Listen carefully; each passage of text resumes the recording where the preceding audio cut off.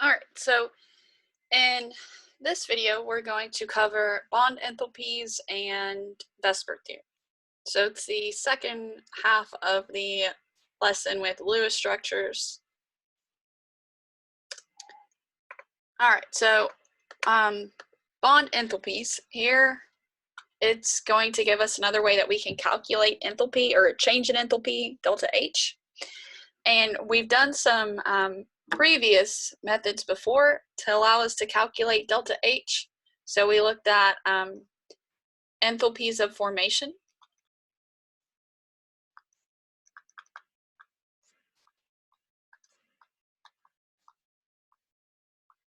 And that's where you took to find delta H for the total reaction, you took the enthalpies of formation of the products, and then you subtracted off the enthalpies of formation of the reactants.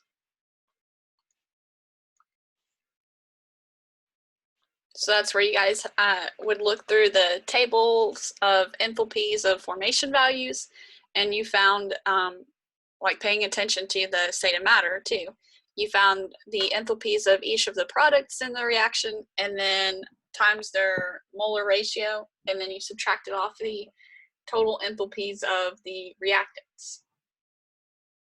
All right, so that was one way. Another way that we calculated delta H before was Hess's law.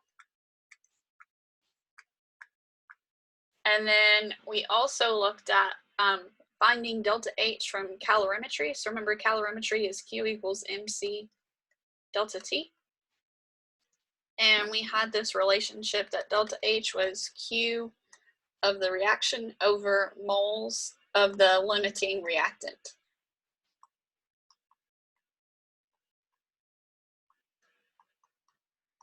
So in this part of the video, to start, we're going to look at a fourth method that we can use to calculate delta H for a reaction, and that's going to be with bond enthalpies. So bond enthalpies are defined as the enthalpy change that is involved with breaking a bond in 1 mole of a gaseous substance. So it looks at how much energy you have to put in to break a bond. All right.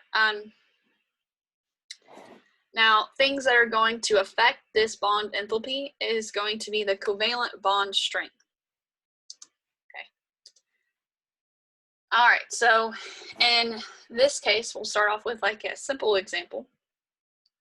1,660 kilojoules is how much enthalpy is associated with decomposing methane, CH4, into carbon and 4 hydrogen atoms, okay?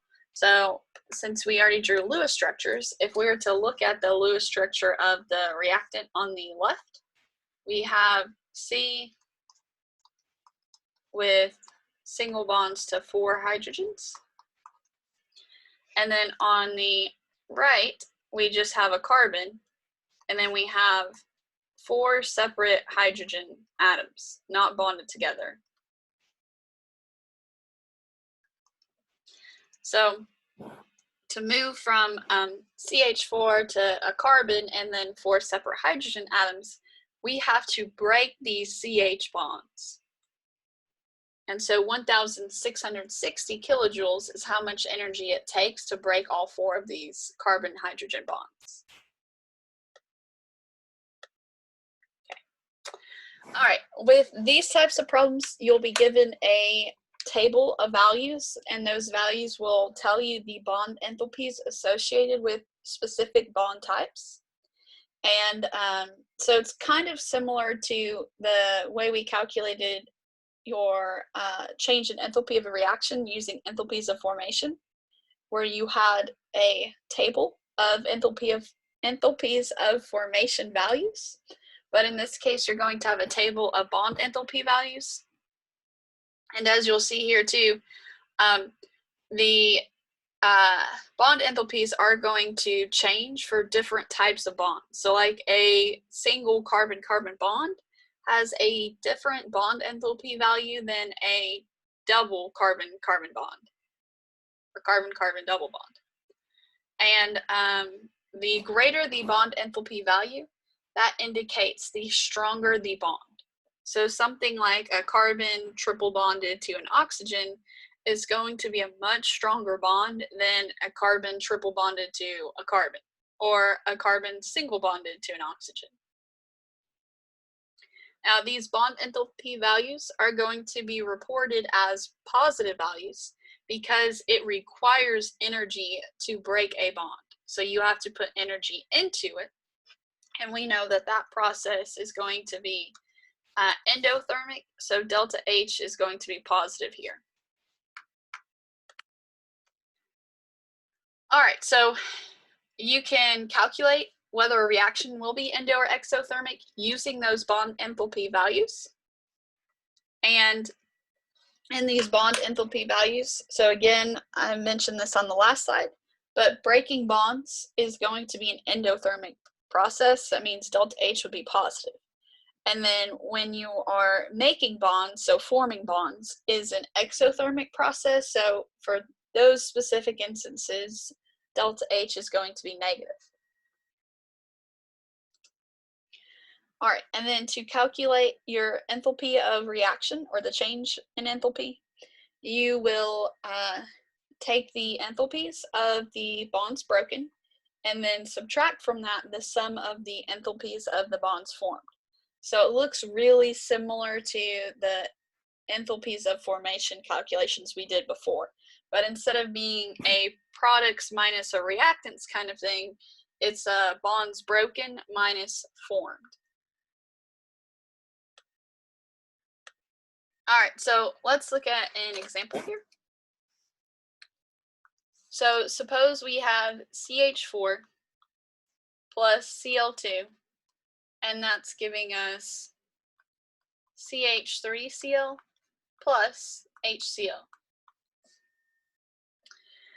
All right, so in order to calculate the enthalpy of the reaction using bond enthalpies, I think it's a good idea, if they're not giving you the Lewis structures, to kind of draw out the Lewis structures so you can see which bonds were broken and which ones were formed. All right, so CH4 is going to be a central carbon with 4 hydrogens around it, and it's going to be all single bonds. And then Cl2, if you were to sketch out that Lewis structure, would be a chlorine single bonded to chlorine. And of course, there's going to be lone pairs around each of those, but you don't have to draw those lone pairs in for these problems if you don't want to. The main thing is just the type of bonds between the atoms. All right, and that's going to give CH3Cl. So that means carbon, again, is going to be our central atom, and then there's going to be hydrogens around it, and then a chlorine. And then plus HCl, so we're going to have hydrogen single bonded to chlorine. All right, so now we can begin identifying which bonds were broken and which ones were formed. So in order to determine which bonds were broken, you're going to look at the bonds in the reactants and then compare those to the bonds seen in the products. So taking CH4 on the left, we have a carbon with 4 single bonds to hydrogens. If we compare that to the right side, we see that there's a carbon with a single bond to a hydrogen, so that bond stayed, a carbon single bonded to hydrogen, so this bond stayed, and then a carbon single bonded to hydrogen, so this bond stayed. But we see that now there's a carbon single bonded to chlorine, so this bond is no longer on the product side. So that means this was broken.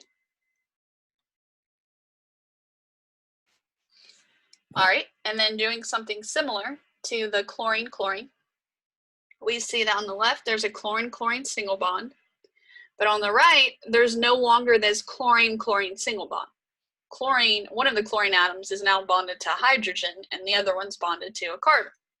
So that means this bond was also broken. All right, so we've identified the broken bonds. Now we need to identify the ones that were formed. On the right side, so to identify which ones were formed, I would look at the products and see what new bonds are in the products that were not originally in the reactants. So looking at our first product, CH3Cl, we see that we have carbon with 3 single bonds to 3 hydrogens, and that was originally in our reactant side. However, there is now this carbon single bonded to chlorine, and that was not in our reactants. So this is a bond that has been formed. It's a new bond that was not in the reactants. And then if we look at HCl here, we have now hydrogen single bonded to chlorine. That was not in our reactants either. So that means this bond has also been formed. So if we were wanting to calculate delta H for this total reaction, we are going to sum up the enthalpies of the bonds that were broken. So broken minus the enthalpies of the bonds that were formed. So the ones that were broken were a CH and then a ClCl. So we would go back to that table of values that I showed you previously and find the CH and then the Cl to Cl bond.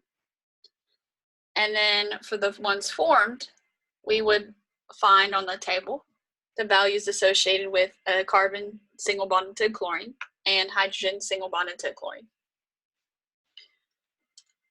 So going back, we see that a CH has a bond enthalpy of 413. And then our other broken bond, which was the chlorine-chlorine, has a bond enthalpy of 242. And then our first formed bond was carbon single bonded to chlorine, which we see here is 328. And then we had hydrogen bonded to chlorine, which we see here is 431.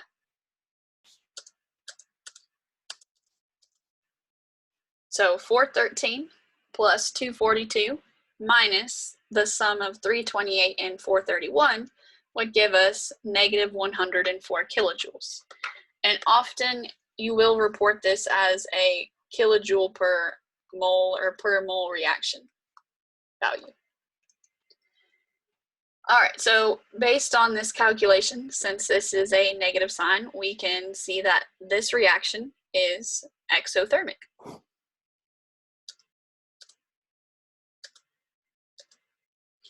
All right, bond enthalpies, again, we said earlier, is related to bond strength.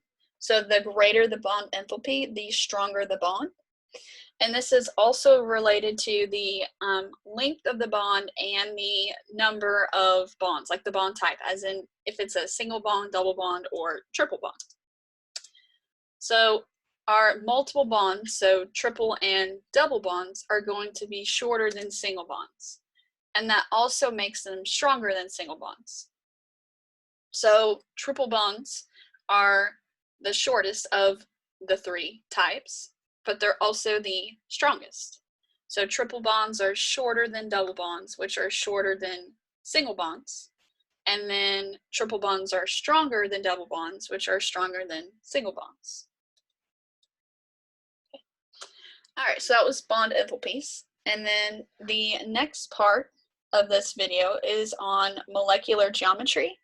And one theory associated with this molecular geometry is called VSEPR theory, or valence shell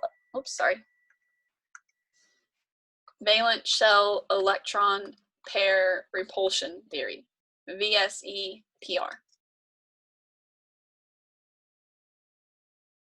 Okay. All right, and molecular geometry and VSEPR theory matter because they actually give us information about the shape, bond strength, the polarity, and size of these molecules. So Lewis structures were nice because it showed how the molecules shared electrons and showed how they were positioned relative, like the atoms were positioned relative to one another. But it doesn't actually show the true shape of the molecules. So for instance, if we were to look at carbon tetrachloride, CCl4, drawing the Lewis structure would make us think that it's arranged in a T kind of shape, like a lowercase t. However, if we were to actually look at VSEPR theory, and I'll go over VSEPR theory in a little more detail in a few slides, but if we were to look at VSEPR theory, we would actually find that its true shape is a tetrahedron. So that means that the carbon to chlorines aren't oriented in this lowercase t, it's actually oriented like a tetrahedron. All right, and several things that are going to influence the shape of these bonds is going to be the bond length and the angles. And the angles are also affected by the electrons and lone pairs. All right, so first we'll start off simple, and we won't consider any lone pairs on the central atom yet. So with molecular geometry and VSEPR theory, we're primarily focused on the central atom.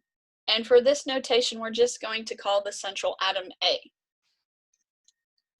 And we're going to call any atoms that are bonded to A, X. So a lot of times you'll see this listed as AX notation, AX, or you might even see AXE. And this E is going to be lone pair electrons on, or lone pairs on the central atom A. But again, we're starting off with just no lone pairs. So for instance, CO2 would be in the AX notation of AX2. Again, carbon is going to be our central atom here. So carbon would fill the A spot in the AX notation.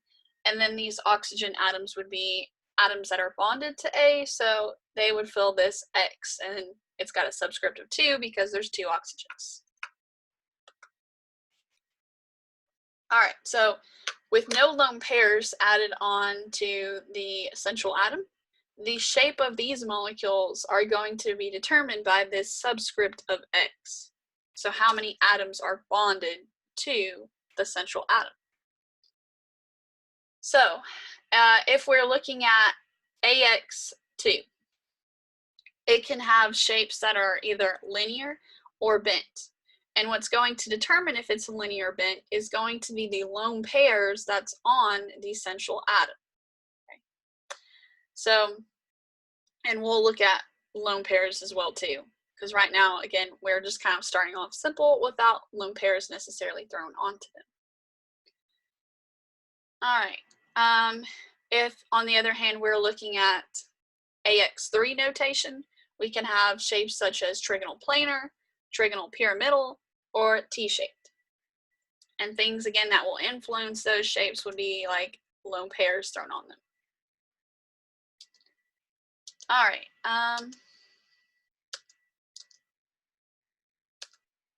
So VSEPR theory, again, stands for valence shell electron pair repulsion.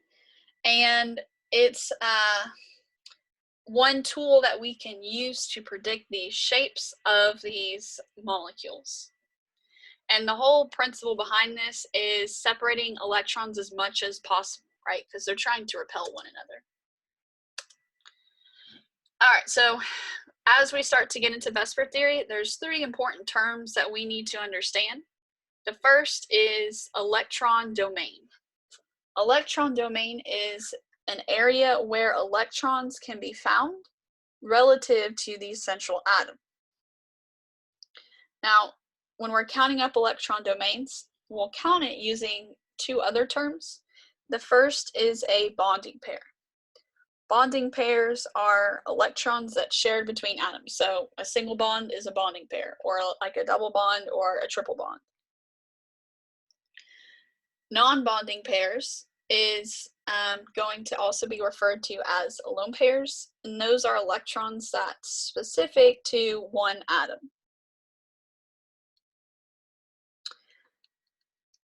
All right.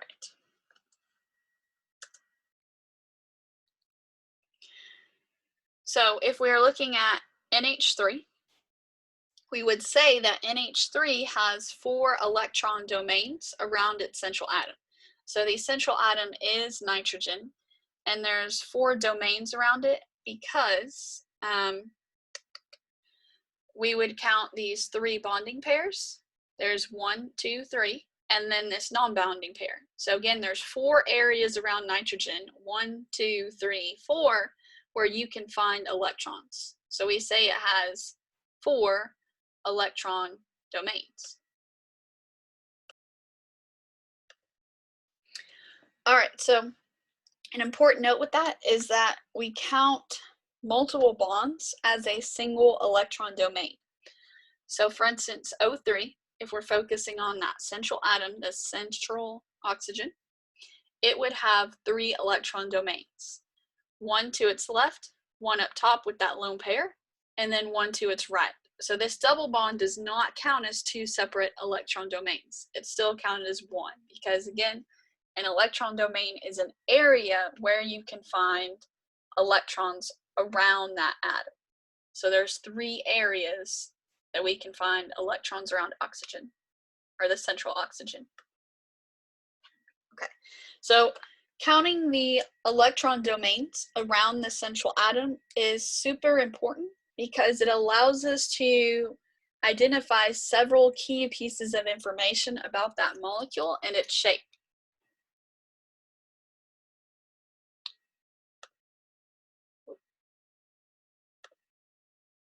Okay, so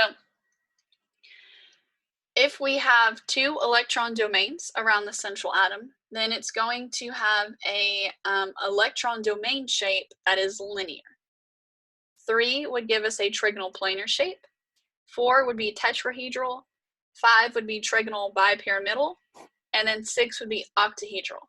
Now you don't really need to focus so much on 5 and 6 electron domains because this is going to give us higher hybridization than what you're tested on the exam. And I'll talk about what I mean by hybridization later in this video. So in addition to 2 electron domains telling us that it's going to have a linear shape, that also is going to tell us that the bond angles are going to be 180 degrees. And like I said, I'll talk about this in more detail later. That's also going to tell us the hybridization. It's going to be sp hybridized. And again, this is all with respect to that central atom. 3 electron domains will tell us that it's going to be trigonal planar, have bond angles of 120 degrees, and be sp2 hybridized.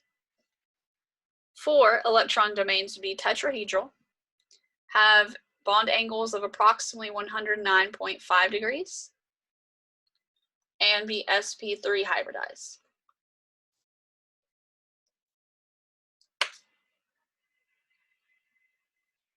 All right. So again, if you were to look up VSEPR theory, you might get a chart or find a chart that's very similar to this chart that you see here.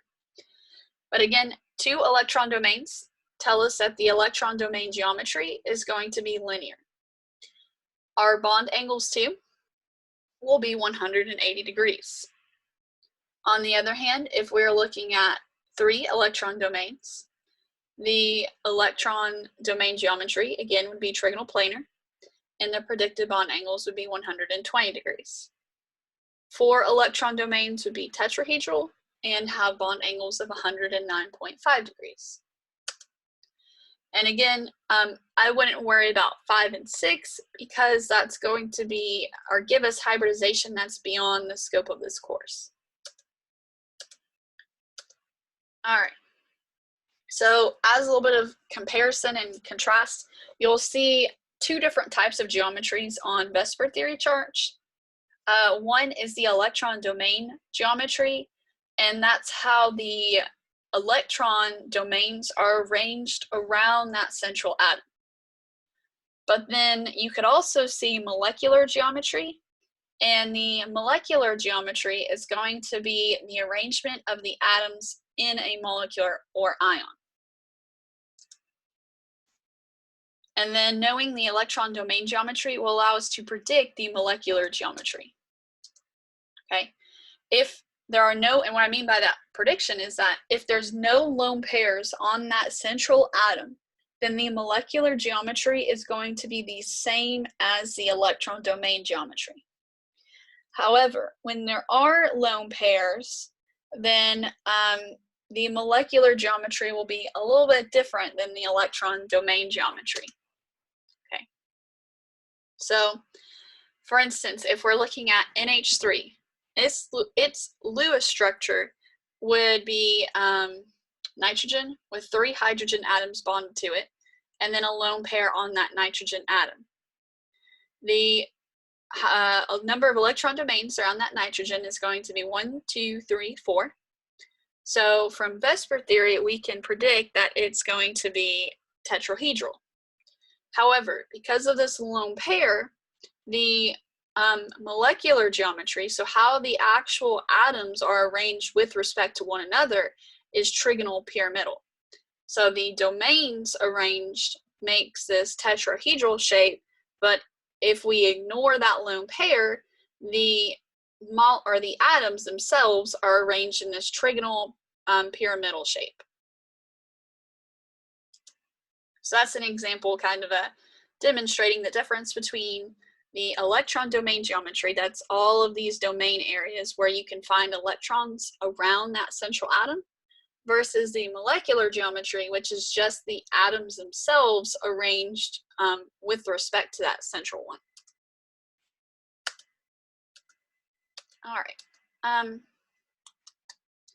Again, if you have no lone pairs on that central atom, then the molecular geometry is going to be the same as the electron domain geometry. But if you add on lone pairs, then your molecular geometry is going to be different than the electron domain geometry. And that will allow us too to get shapes called, or shapes that are bent. And that's what we'll see too with water. That's what gives water its bent shape. All right, so let's say we are looking at this example here to predict the electron domain geometry and the molecular geometry for SeCl2. So first we would want to draw the Lewis structure. So doing that would give us this shape here, or not this shape, this structure here. Then you're going to want to count the electron domain geometry, and we see that there's 1, 2, 3, 4 areas around Se that have electrons. So we know its electron domain geometry is going to be tetrahedral. However, because of these lone pairs, that's going to indicate that our electron domain geometry isn't the exact same as the molecular geometry.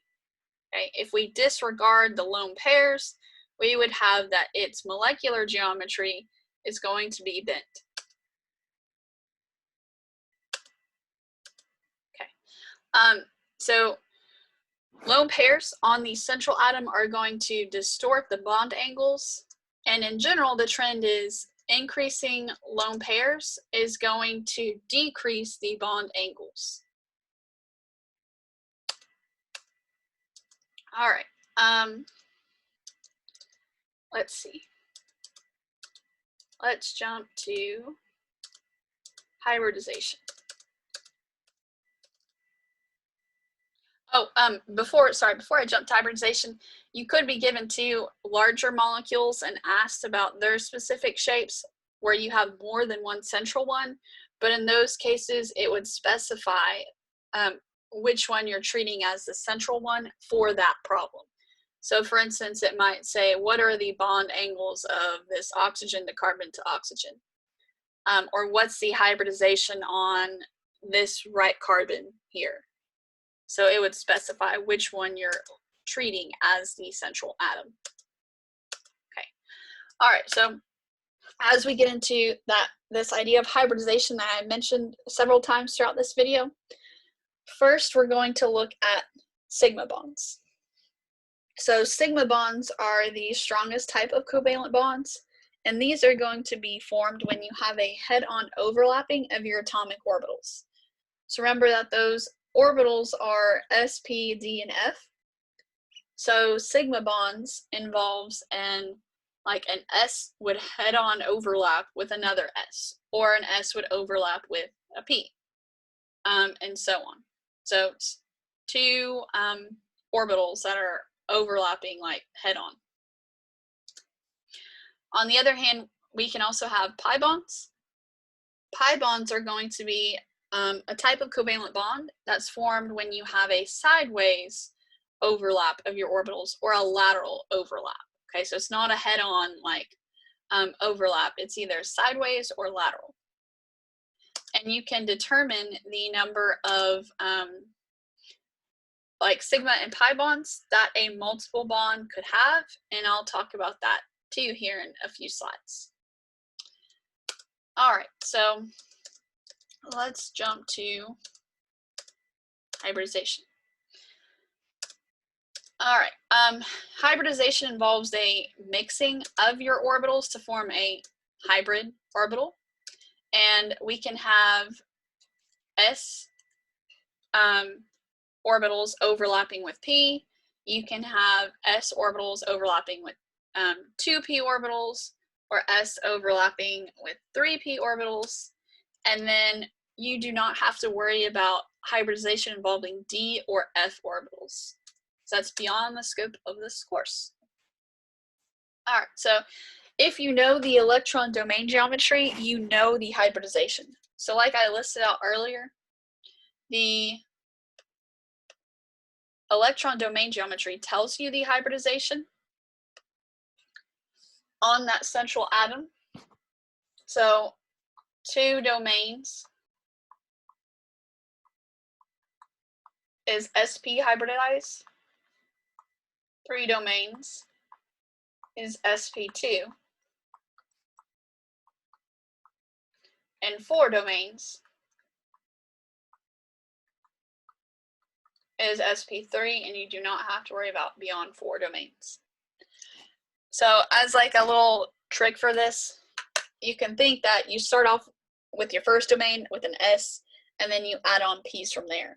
And remember, P's have 3 orientations, so the highest P overlap, or the highest P in our hybridizations we can get is 3. So you start off with an S, and then you add on P's from there.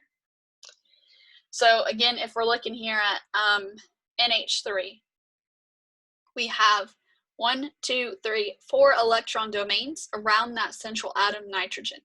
So that means nitrogen is sp3 hybridized.